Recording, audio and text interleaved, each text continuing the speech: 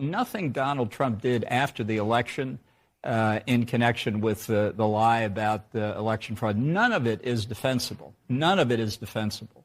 It's also a mistake, as some people have said, including on the committee, the commentators, that somehow this was a carefully planned coup d'etat aimed at the Constitution.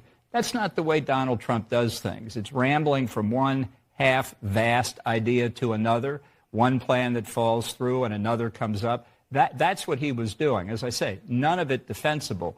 But you have to understand the nature of what the problem of Donald Trump is. He's, to use a Star Wars metaphor, a disturbance in the force. And it's not an attack on our democracy. It's Donald Trump looking out for Donald Trump. It's a once-in-a-lifetime occurrence. I don't know that I agree with you. To be fair, with all due respect, one doesn't have to be brilliant to attempt a coup. I disagree with that. As somebody who has helped plan coup d'etat, not here, but other places, it takes a lot of work, and that's not what he did. It was just stumbling around from one idea to another.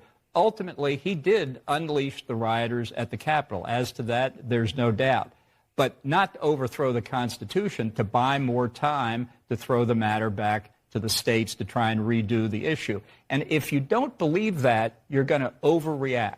And I think that's a real risk for the committee, which has done a lot of good work, mostly when the witnesses testify, not when the members are opining.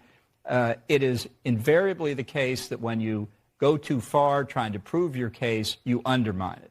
And I think you got to give credit to the intelligence of the American people to listen to the witnesses and let them come to the conclusion. And I think the fellow who had actually gone into the Capitol, who said today that he had blinders on and he was too loyal to one person, that is the central point. I do want to ask a follow-up.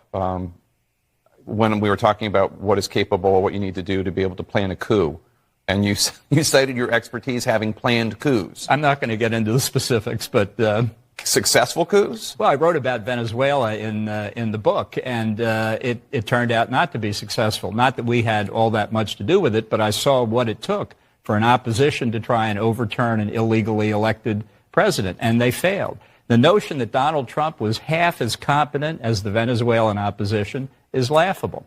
But I think there's another... I feel like there's other stuff you're not telling me, though. I'm sure there is. I think there's another point here that came out in the testimony that's not been stressed enough.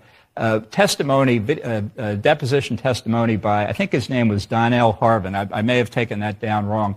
The chief of intelligence and homeland security for the District of Columbia government, who said, we were watching Twitter after Trump's tweet calling for the demonstration on January the 6th. We saw all of these implications, all of the concerns about the violence. I want to know where the rest of the government was, and I particularly want to know where members of Congress were. If this was so evident at the time, why there wasn't more security on the Hill long before the demonstrators ever turned up. No, it's a good question, absolutely.